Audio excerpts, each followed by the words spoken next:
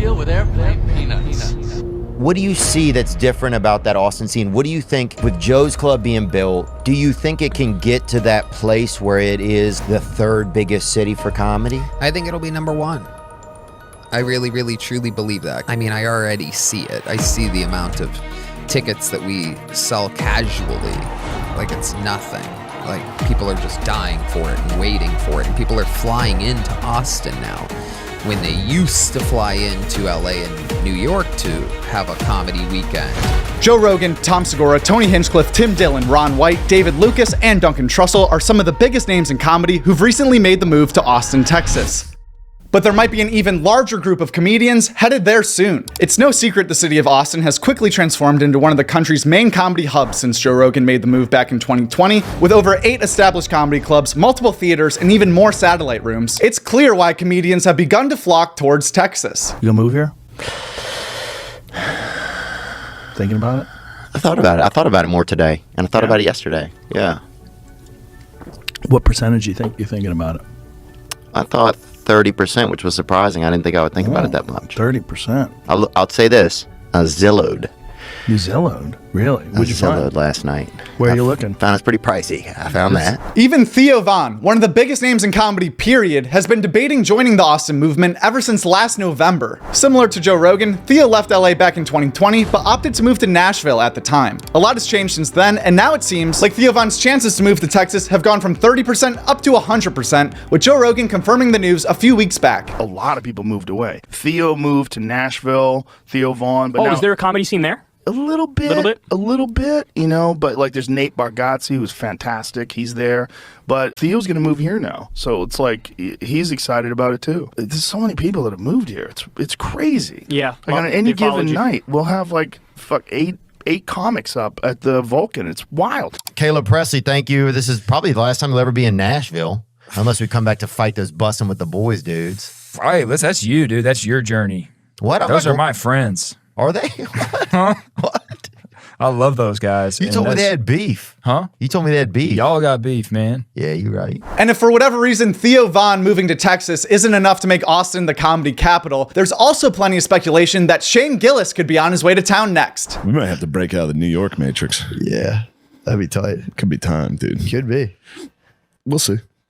Yeah, it could be. We'll see. Trill. Stay tuned. Stay tuned. Stay tuned. Gotcha. Going to Alaska. We're moving to Alaska. It'll be awesome. It's the new comedy hub. Alaska. Juneau.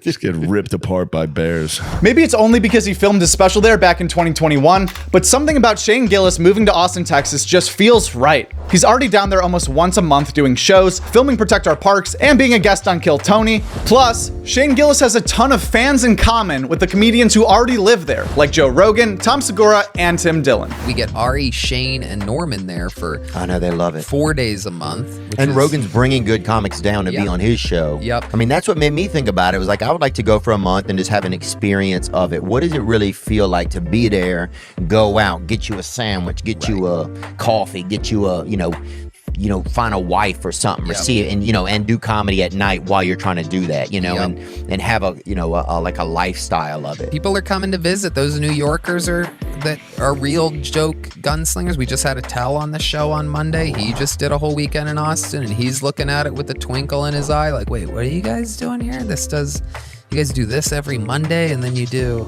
okay. Like, and to any comedian, Comedy Store style, or Comedy Cellar style, they come to Austin and they're looking at it with like, okay, so maybe I'll spend like a week out of every month here. Now, although it may feel like literally every single comedian has either brought up moving to Austin or has at least considered making the jump, there's still quite a few very talented comedians who have made it known publicly they are not moving to Texas, including Bobby Lee, Andrew Santino, Mark Norman, and Chris DiStefano. I truly feel like I'm a guy that I think as I've gotten older a little bit, all I want is to have a career that keeps me in New York. Like if you said, hey, you're not going on the road anymore, but you'll be able to sustain your way of life and not leave New York, I would be happy with that. That's how my father was. My father did not leave. You ready for this? My father did not leave the state of New York or New Jersey till he was 71 years old. That was the first time he left. You land in New York and you're like, oh, good to be home. Fuck, I can't get an Uber. Or the Uber's $800. Or I got shanked on the fucking air train. You know, there's always something with this city. It just fucks you right in the ass. It finds a way. So it is great. It is awesome. It is culturally diverse. And we got every kind of music and food. And the city is beautiful. But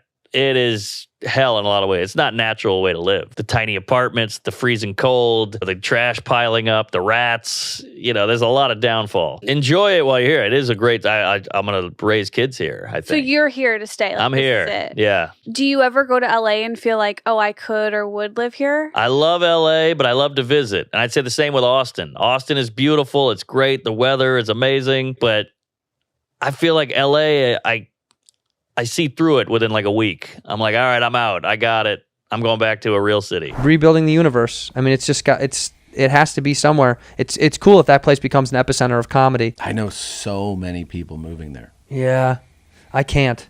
No.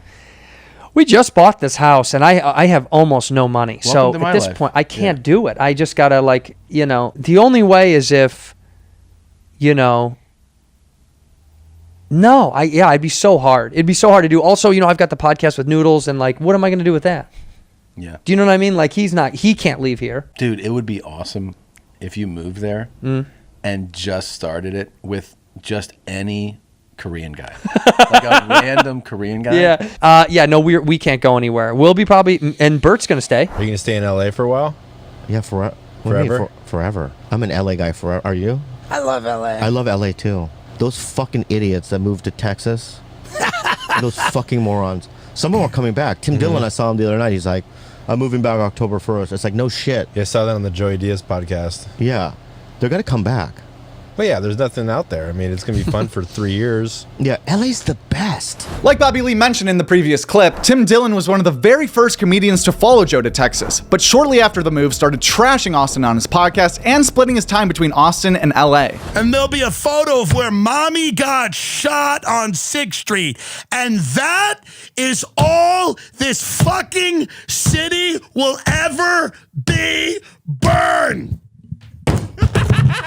These rants by Tim have not only been really funny, but have also seemed very realistic. That is until this clip surfaced of Tony Hinchcliffe revealing Tim Dillon's real reasoning for not fully committing to Austin. Here's my other theory. But is there enough comedians? Will there be enough? That's my question. We're Because you've already- had guys like Tim Dillon that have gone there and left. Yeah. Fahim Anwar Oh, he's that has there. gone there and Tim's left. there. He's just waiting for Joe's club to be full time. Tim has more property in Austin than anybody. He talks a lot of shit, but he's like buying it up. Really? Oh yeah, dude, he gets it. Tim's out here killing it. And Segura and Christina and me and Joe and Ron White and a whole bunch of the youth. Another interesting thing that's also important to consider is how many young new comics are moving to Austin. Obviously, any city with Joe Rogan, Shane Gillis, Tom Segura, and Theo Von will be considered a top-tier comedy scene, but in order to maintain that level, it's essential to have a strong class of developing comedians coming up ready to take the reins, which has already been the model in New York City for some time now, giving it one of the best comedy reputations in the world. If you're a young comic, are you going to come to New York and toil away in obscurity for 4 years in destitute poverty? Do you come here and then compete with the best comics in the world for stage time, which is going to be very difficult? Or do you go to a new city where the best comics in the world haven't moved there yet and the new ones haven't developed into it yet? There's stage time and money and 7 clubs without the same level of competition. So if you're a brand new comic, do you go there for 4 years before you come to New York? Right. Do you go there for 4 or 5 years before you go to LA and try to be, in sitcoms or whatever the fuck you want to do? Do you learn and develop your craft in this place? To me, I'm like, wow, that is a very intriguing possibility. At Joke World. That's it, at Joke World. And the world is WRLD.